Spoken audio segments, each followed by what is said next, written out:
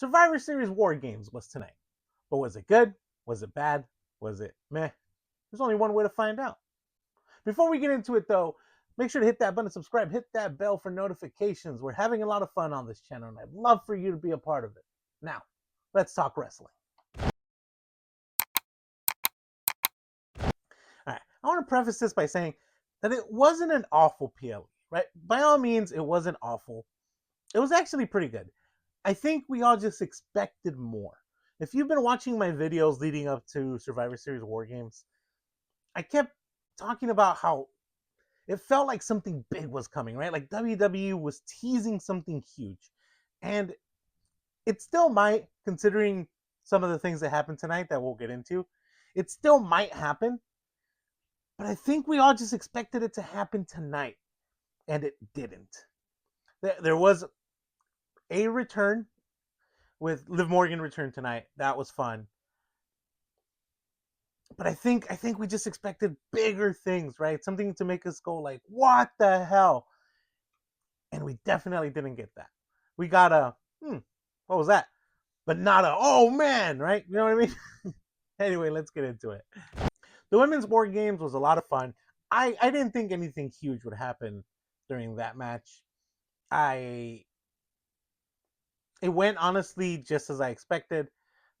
With the ending was AJ Lee getting the pin on Becky Lynch, which I think was kind of projected. Like we kind of knew that that's the way that they were going to go with this.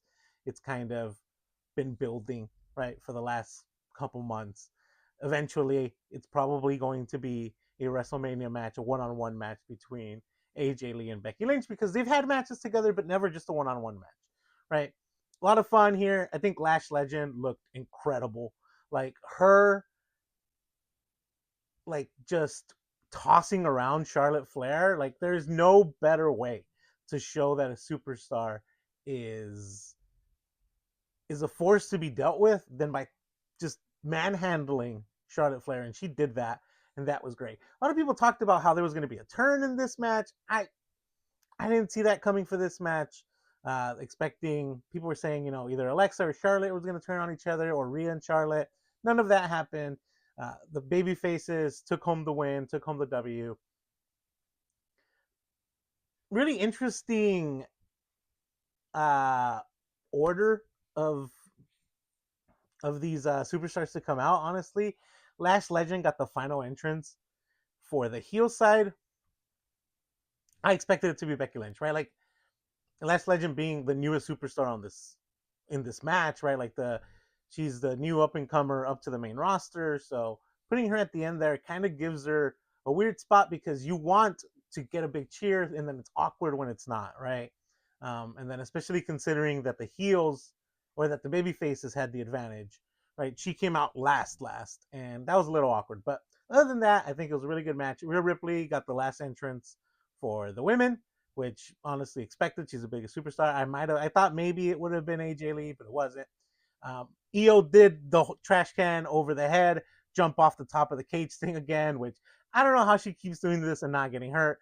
I mean, it was a very safe jump, right? Like the heels had her, right? Like she jumped on 4 of the heels, ready to catch her. Then Becky Lynch kind of stood in the back, and then Becky Lynch got everyone else's finisher ran on her, right? Like, and she ultimately got tapped out by AJ Lee with what do she call it? The tarantula, the scorpion, the spider. I don't know. Whatever AJ Lee's what her submission finisher is, that's what she got Becky Lynch with at the end, and Becky Lynch tapped. Really fun match. I thought this was a great way of starting tonight.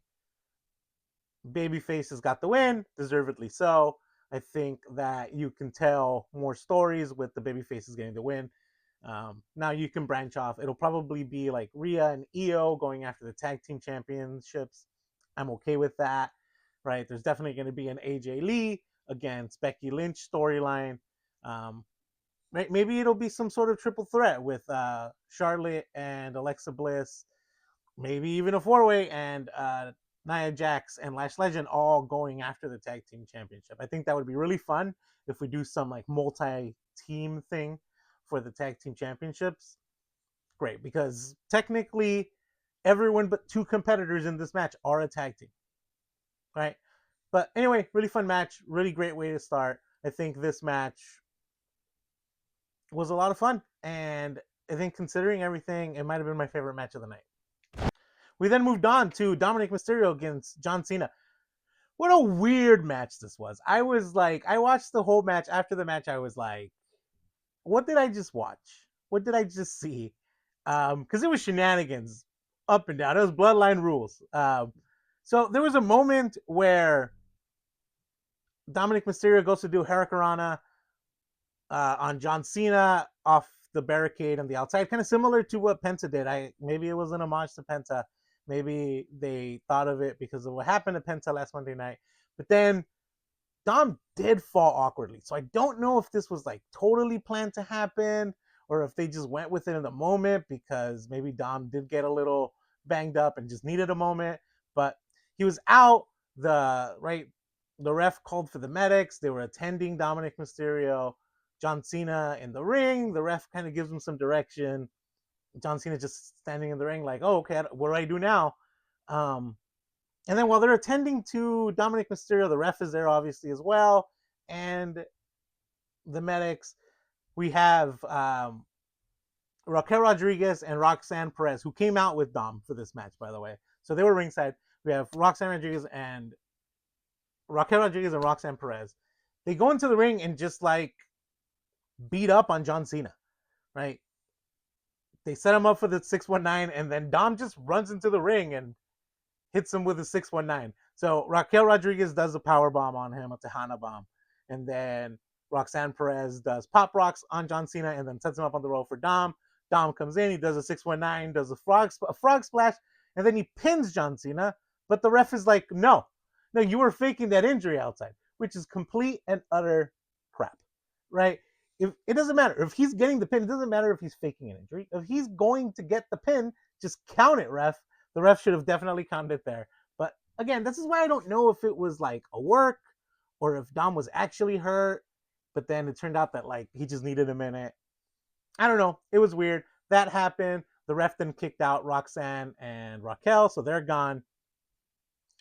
John Cena and Dom keep going at it. John Cena takes out the ref. So then here comes JD McDonough and Finn Balor, right? They have a whole thing going on with John Cena, right? They do all their moves on him. John Cena kind of has the upper hand on both of them, takes them both out. Then Dom brings in the Intercontinental Championship. I don't remember if he hits John Cena with it or not. Whatever, they're going at it. The ref is still out, and then Liv Morgan's music hits. So we got a return from Liv Morgan tonight. Not where I thought it would happen. I thought Liv would return during Stephanie Vaquera's match, and honestly, that match needed something. But anyway, she returned here.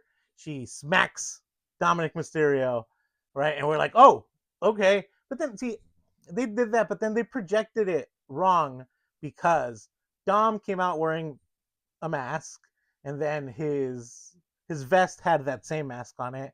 So then when Liv ran out, she had that same mask on her pants. So I was like, and then like it said "Güerita" on the back. So I'm like, she wouldn't do all this if she wasn't siding with Dom. So this is weird. So she smacks Dom, and then John Cena's like, oh, okay, cool, we're good. And then she like runs and hugs John Cena all weird, and then does the John Cena face for the heel turn, right? Where she's like smiling and then turns all serious, just like John Cena did when he turned heel. And then just kicks him in the gonads, right? So kicks him in the nards, and then sets him up for the 619 again. Dominik Mysterio hits him with the 619, frog splash, 1, 2, 3. Dominik Mysterio is your new Intercontinental Champion. The match was weird, man. There was like a whole lot going on. It was like Bloodline Rules Dominik edition. I enjoyed it, but it was a little too much. So the question now is, does John Cena lose 2 matches in a row? Does John Cena lose his Intercontinental Championship at Survivor Series and then go to Saturday night's main event and lose there too? I think so. It's a little, I don't know though. It's a little much. So I think we all expected John Cena to go out on his back, and this kind of puts a question mark on it. I still think he's going out on his back, but it definitely makes me wonder, like, would John Cena really lose those last 2 matches in a row? We'll find out. And it's definitely Gunther. We then had the women's match for Stephanie Vaquer's Women's World Championship. I think that's what it's called. And this was the match I was looking forward to the least. And honestly, I think it was the worst match of the night for me, at least. Let me know in the comments if you think I'm wrong, right? It was fine. It was a fine match, right? Like, Stephanie Vaquer looked strong, as she should. She did a devil's kiss on Nikki Bella on the announce table on the outside of the ring. She then did another devil's kiss inside of the ring, and she finished it off with that corkscrew. What is it? The corkscrew splash she does, which is absolutely amazing. Yeah, she looked good. She looked strong. I just think no one thought that Nikki Bella was going to win tonight, and that really hurt this match because we were like, that's not happening, so something else needs to happen. And this is why I thought that maybe Liv Morgan would interfere during this match to set up a feud between her and Stephanie Vaquer. And maybe they should have done that, right? Maybe they should have had Liv Morgan.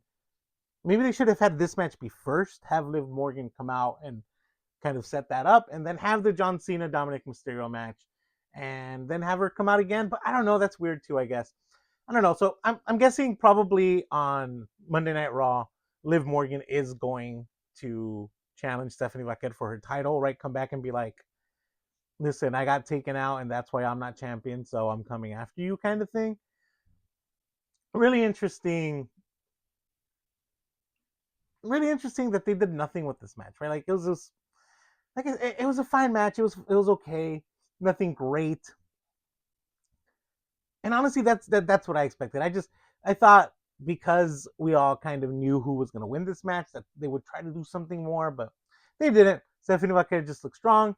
She retained her championship, and I think Monday we're probably going to get something for Liv Morgan and Stephanie Vaquer, kind of start that feud a little bit.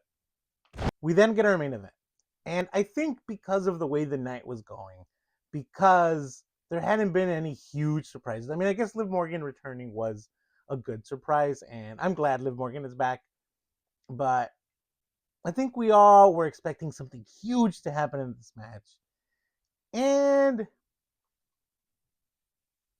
we kind of got something, but it was weird, man. So the match started off with CM Punk against Braun Breaker. Great, right? Like, these two dudes are both fun in their own way. Braun Breaker being the future of the WWE, CM Punk being the now and the past, right? Just a fan favorite. A lot of fun watching them go one-on-one for a bit. Then the heels had the advantage. So Drew McIntyre comes in. Drew McIntyre and Braun Breaker double teaming CM Punk. We all know the feud that Drew McIntyre had with CM Punk, right? Like, that hatred that Drew has for CM Punk. So much so that, like, CM Punk was bloodied from the go, right? Like, Drew McIntyre came in and blooding him up almost immediately. So then it was Cody Rhodes. So we had both champions in the ring, Cody Rhodes and CM Punk together against Braun Breaker and Drew McIntyre. Great. There was a moment of miscommunication where Cody Rhodes was really 2-on-1, just like taking care of Drew and Braun Breaker. CM Punk comes up behind him just to give him like a tap on the back, and then Cody Rhodes, gives him an elbow. So maybe setting something up there for the future. I don't know, but weird seed being planted there because it was totally unnecessary. It didn't really affect anything. After that, they like started doing some like teamwork stuff. They did a doomsday device on Braun Breaker, and Braun Breaker landed nasty, man. He landed on his head, really nasty fall. I guess off screen they checked on him and determined like he was fine, like no big deal. Like, he did leave the match like holding his neck, so I don't think he's 100%, but that man's a beast. I'm sure if he didn't break anything, the guy's showing up to work. So 2-on-2 that way. Then we get another heel because they get the advantage, right? So currently it was Braun and Drew McIntyre. So then we get Logan Paul coming in. So Logan Paul comes in, followed up on the face side by Jimmy. I thought Jimmy was gonna the way they did the entrances tonight was one by one rather than having them sit in a pod for a bit. So I thought that was gonna be for a reason, right? Like somebody was gonna get taken out, their music was gonna hit, they weren't gonna come out, and someone was gonna take their spot. Like I thought Jimmy, right? Because why is Jimmy here? And Jimmy comes out, so then we have 3-on-3. Then whatever, go at it, go at it. We then have a heel come out, which is obviously Bronson Reed. Bronson Reed's in there. And then Jey Uso comes out. Jey Uso comes out and he basically gets the upper hand on all of the heels, right? He does all his spots on each of the 4 heels. So the faces are now on top, and then Jey runs it back. He runs it back, and I absolutely hated this moment because this is War Games. And if you have the upper hand on your opponents and you know a heel is coming out next, I'm hitting things. That's how upset I am. You know a heel is coming out next. Shouldn't you make sure that his teammates are done for? Shouldn't you make sure that you've done all the damage you've needed to do on the heel team when you know that there is another heel coming out next to make it 5-on-4? But instead, you're going to run it back, Jey. You're going to run it back. Totally stupid. I hated this moment so much. But so Jey's running it back. He gets on top of the cage. He's eating. He's doing some weird thing with the cage. And his music gets cut off by not Braun Breaker, sorry. His music gets cut off by Brock Lesnar. Brock Lesnar comes in and just as expected, he destroys everybody. Destroys everyone.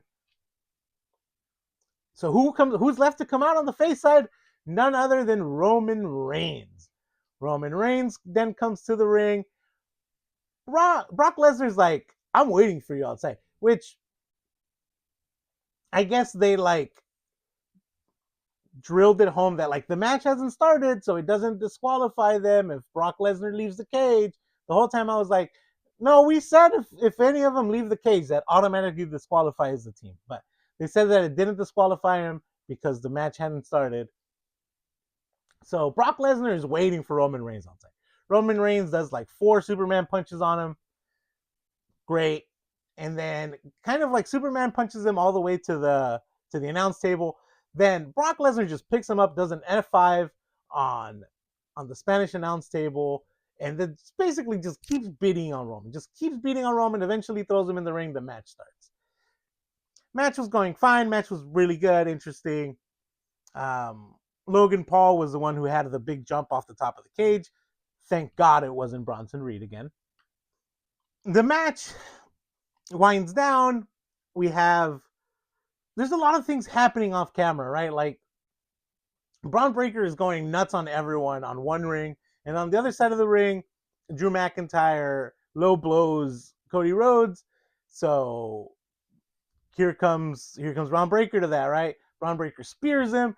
He puts down a singlet, runs an amazing spear on Cody Rhodes. He does it again to CM Punk.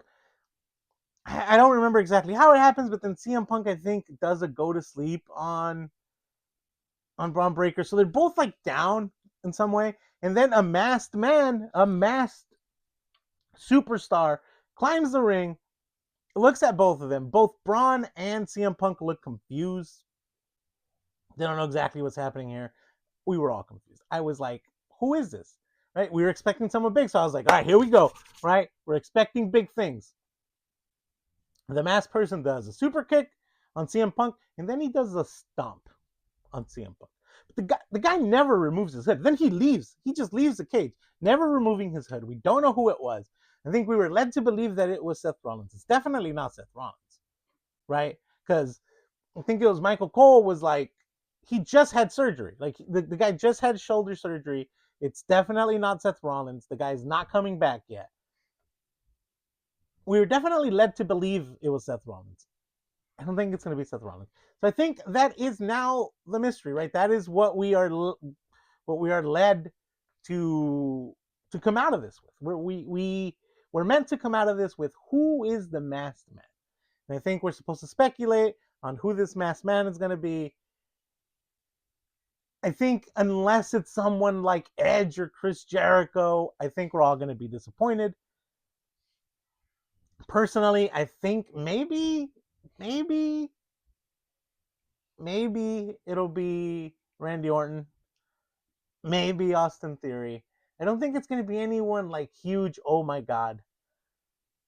But I mean, it was still fun. It didn't quite deliver what we wanted, though, right? If the guy would have come out, he would have taken off his hood, and it was Austin Theory, or it was Randy Orton, or it was anyone. I think it would have been fine, and we all would have been like, "Oh man, that's crazy! This guy's heel now. This guy's obviously with the Vision now." But I think we're led to. They want us to think that it's Seth Rollins, and then the swerve is going to be that it obviously isn't Seth Rollins. But I don't know who it's going to be. My bet is on either Randy Orton or Austin Theory. We'll see what happens. But anyway, that happens. Braun Breaker then spears CM Punk. I'm laughing because Braun Breaker had his singlet down, right? And then after that whole thing happens, he stands up, he puts the singlet back up, brings it back down, and then spears CM Punk again, getting the 1, 2, 3. So the two guys that started this match end the match. Braun Breaker getting the pin on the World Heavyweight Champion, on the WWE World Heavyweight Champion, right? So obviously building through something there, probably a match between Braun Breaker and CM Punk at some point. I think we're getting a third member for the Vision, finally. Maybe fourth. I don't know if Logan Paul's a part of this, but we're getting a new member for the Vision, finally. And I think they want us to speculate on who it is. I think it is going to be either Austin Theory or Randy Orton. Randy Orton would be a lot of fun because, like I said, this team needs a leader, and they don't have that right now. Austin Theory would be a lot of fun because it'd be really cool to see what they can do with a very heelish, non-comedic Austin Theory. So we'll see what happens. I mean, the match was fine. The match was fine. It was I enjoyed it. I think I would have been less disappointed if no one would have come in than what happened, which is having someone come in and then us still being like, yeah, I don't know who that is. So I think that really hurt the match more than it helped the match, but we'll see where this goes. So yeah, overall, right, this night was fine. It was fine. It wasn't bad. That's the thing, is it wasn't bad, but there wasn't anything to make me go, wow, that blew me away. And I think that was the problem. I think the expectations were too high.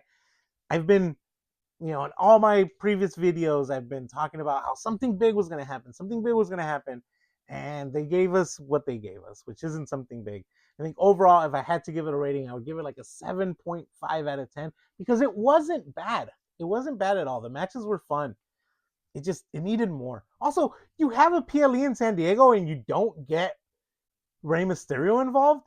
Like, at least you should have had Rey come in and then the Judgment Day, right? Just to kind of, you got to give Rey the pop in San Diego. But anyway, okay, PLE, not the best, not the worst. I want to say that I enjoyed it, but I honestly left very disappointed. Let me know in the comments what you thought. Let me know if you were expecting more and were disappointed by what we got. Anyway, since you made it this far, make sure to drop a like. Also, I post a lot of videos, so there's going to be some up here at some point. Make sure to watch a couple of them. We're having a lot of fun here. Subscribe, like, comment, all the things. Let me know what you guys thought about tonight's PLE, though, because I don't know. It just left a weird taste in my mouth, and while I didn't hate it, I also didn't love it. So anyway, though, thank you guys so much for joining me, and until next time, peace.